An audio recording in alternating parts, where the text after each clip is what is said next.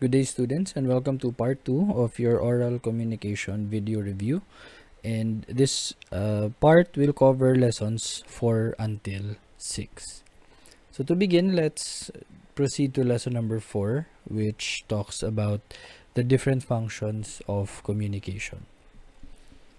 So in this lesson, we are going to talk about the following. First would be the definition of communicative functions, and second would be the different types of communicative functions. So what are communicative functions, or what are communication functions? Now these are understood as the purpose, okay, of communication, and this is why people use language in order to communicate with other people. Okay, so in essence, this points towards the purpose of communication.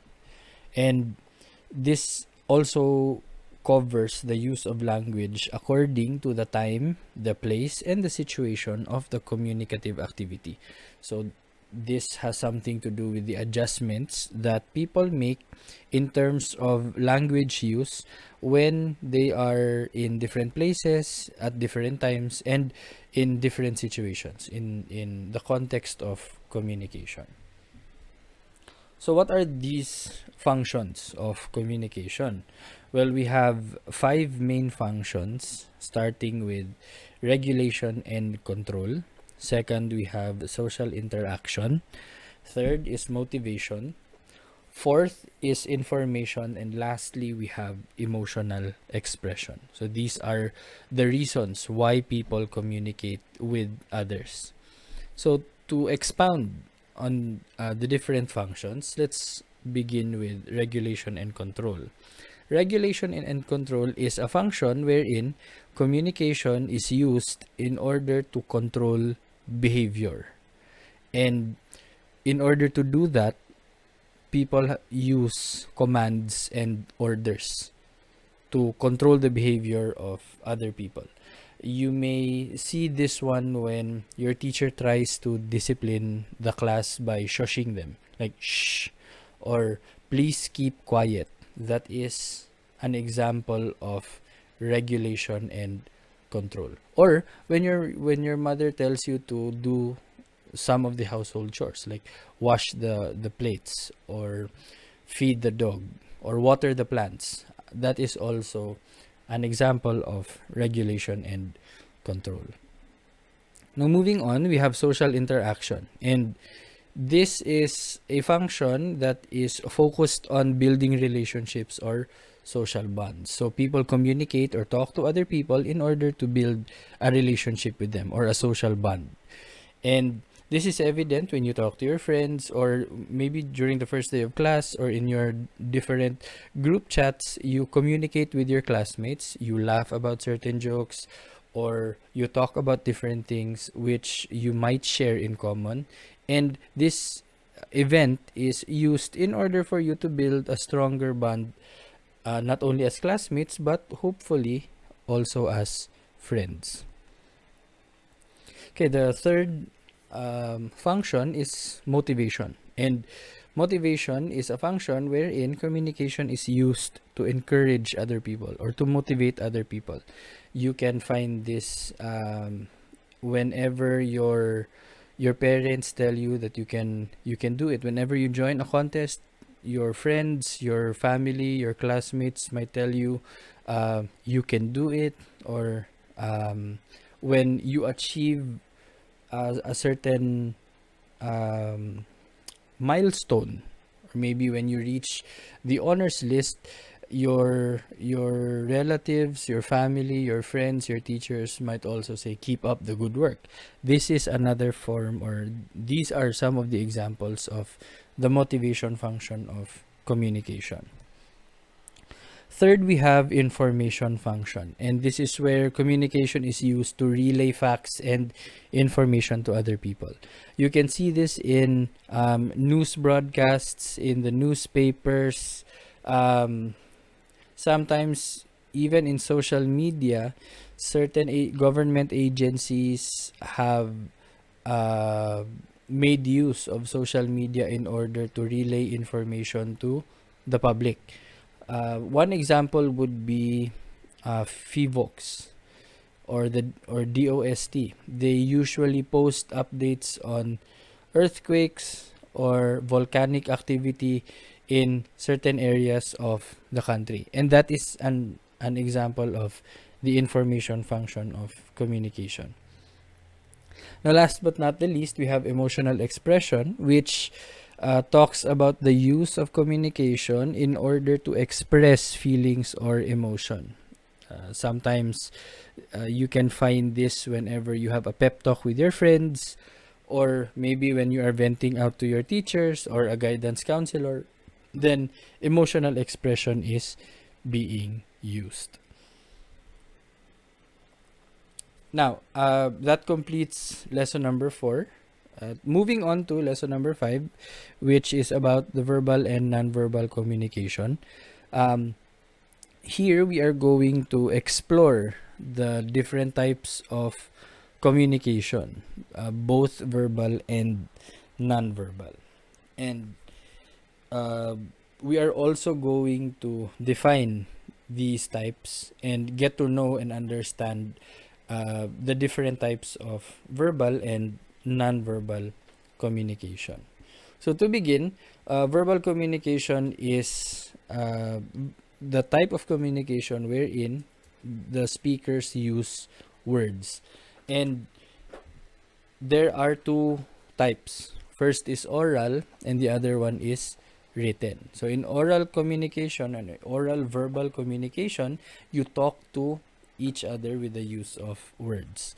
And in the written form of communication, naturally, you communicate with other people by writing down your message with the use of words. On the other hand, nonverbal communication is the type of communication which does not use words. Instead, it uses symbols or other things to convey a message. And there are several types. First is KINESICS. Second is PARALINGUISTICS. Third is PROXEMICS. Fourth is HAPTICS. Fifth would be clothing and artifacts. Sixth would be symbols. 7 colors. And lastly, we have CHRONEMICS. Now, allow me to explain them one by one. When we say kinesics, this refers to the physical gestures of a person to communicate a message. What are certain examples of kinesics? One would be putting your thumb up, okay? Like 2 thumbs up, that is an example of kinesics. Or when you raise an eyebrow or when you nod your head, that is also a form of kinesics, because you don't need to say anything, you just need to make the gesture, and then automatically people are going to understand what you are trying to mean, or they might get an idea of what you are trying to say. Now, moving on, we have paralinguistics, and paralinguistics focuses not on what is said but how it is said. Okay, so it disregards the words that you say or utter. Instead, paralinguistics focuses on how you said the words, and as such, it does not take into consideration the use of the words in that statement. And these are the different aspects of paralinguistics. One would be pitch, which is the highness or the lowness of your voice.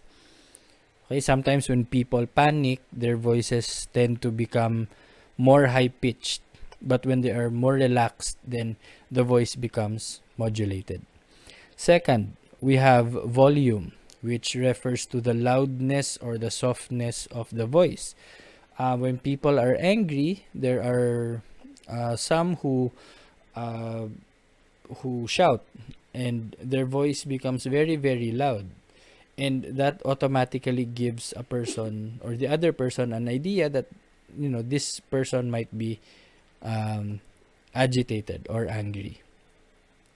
Third would be rate, okay, which talks about the speed or the fastness or the slowness of speech. And one example would be sometimes when a person is nervous, he or she does not have to say that he or she is nervous. Instead, many people can detect because the person is already talking very fast.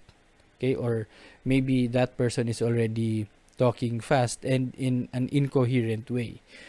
Some who are confident are mostly well paced, and they are able to deliver their speech in a rate that is very conducive for listening. Then lastly, we have silence. I believe it is cliche that silence means yes, but most of the time, silence indicates guilt. Okay, so when sometimes your mother asks you a question and you know that you are guilty, there may have been moments wherein you kept your silence. You did not tell them what actually happened, but your mom was able, or your parent was able to detect that you are guilty, not by what you said, but by your silence. And so these are the different aspects of paralinguistics, and each of these aspects will have a different message and will convey a different message to your listeners. Okay, next we have proxemics. Okay, and this is the amount of space that exists between interlocutors and the amount of space wherein a person might feel comfortable in communicating with different people.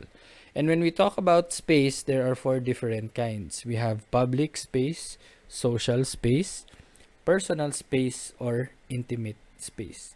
Now, public space is roughly around 12 to 25 feet between you and the person who is talking. Now, we may see this in seminars or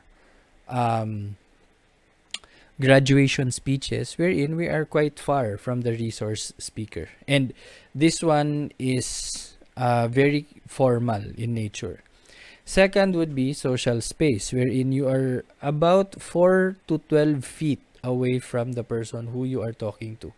And this is usually the kind of space that you find in your daily brushings with other people. When you talk to your neighbors, probably, or you talk to your cousins, there is social space between you guys. The third type is personal space, and personal space is much nearer, and this is the type of space that occurs between friends. Okay, you sit next to one another, and the space that exists between you is right around 2 to 4 feet, and this is what's called personal space. The closest that you can get is intimate space, and this only happens between people who are intimate with each other. Intimate not only in a romantic way, but intimate in the sense that they are very close to each other. For example, sometimes when you talk to your parents, you talk to your siblings, your proximity to that person or to these people is very, very close. Sometimes it also occurs between married people or people who are in a relationship. The space between you is now even more narrow because your relationship with that person is already intimate.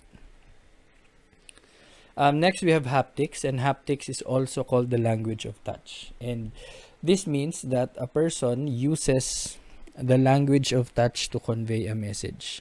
For example, if your friend is crying, most of you would probably brush the back, okay, while saying comforting words. And the brushing of the back is usually a message that conveys a sense of comforting.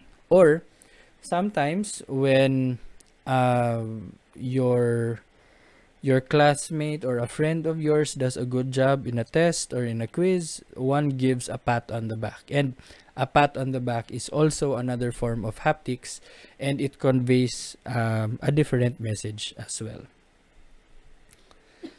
Next, we have clothing and artifacts, and this one usually includes uniforms. Okay, the type of clothes that a person wears will give people an idea or a message regarding that person's stature. For example, if you see a person who is wearing a police uniform, then you immediately understand that that person is a police officer and that that person is a law enforcer.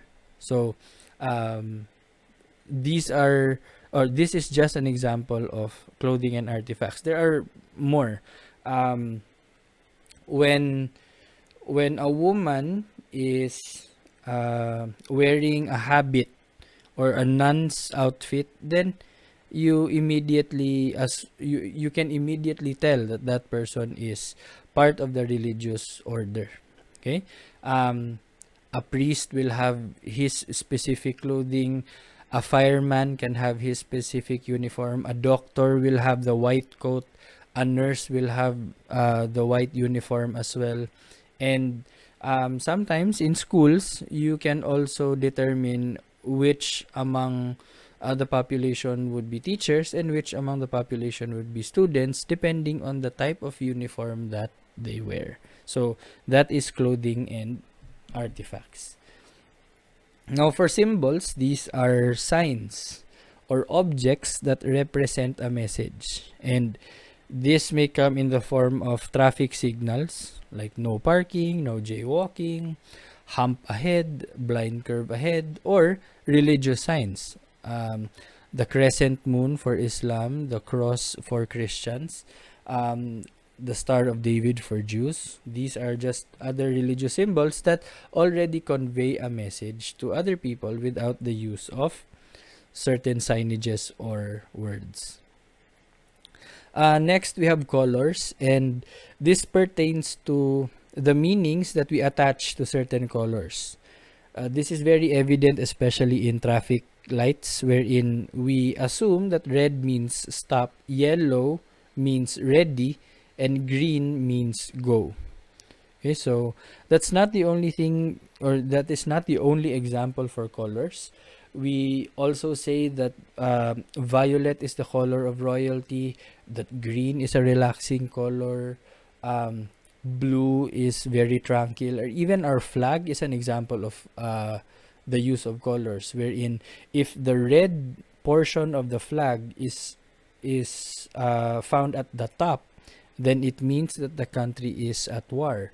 But if the blue portion of the flag is up top, then we are experiencing a time of peace. Okay, so those are just some of the applications of colors conveying messages. Last but not the least, we have chronemics, and it is the use of time to convey a message, such as the different times of the day. For example, when a person sees the sunrise, that immediately tells a person that it is already morning. And when we know that it is morning, then probably it is the time for one person to wake up and have breakfast. Another example would be if the person sees the moon, then the person immediately says that it is already nighttime. And that is an effective use of chronemics. These are times of the day that pertain to certain messages. Some would even use the times of the day as signals for different activities, especially meals. Okay, so that is one use of chronemics. So that would be all for lesson number 5. Proceeding to lesson number 6, we have the different types of oral texts. And in this lesson, we are going to define oral texts and go into the different types of oral texts. But to begin, oral texts are spoken versions of written texts. Okay, so from a written material, we are going to deliver it in an oral manner. And there are two different types. First would be the individual presentation, and second, we have group interaction. Now, when we say individual presentation, this is where a single speaker presents the written material to an audience. One example would be oration or spoken poetry, probably, or storytelling, and these are just some of the examples of individual presentation. Now, on the other hand, when we say group interaction, it is where a group of people present the material to an audience, and They may even exchange turns while presenting the material. One example would be a debate or readers theater or speech choir, wherein the speakers in the presentation take turns in speaking, and in turn they also alternate their roles in being able to send a message to the audience. Okay, so those are examples of group interaction. And I believe that marks the end of part 2 of your oral communication review video. In part 3, we are going to talk about the last two topics for oral communication, which are speech context and speech styles. Right, so thank you very much for watching. See you in the next video.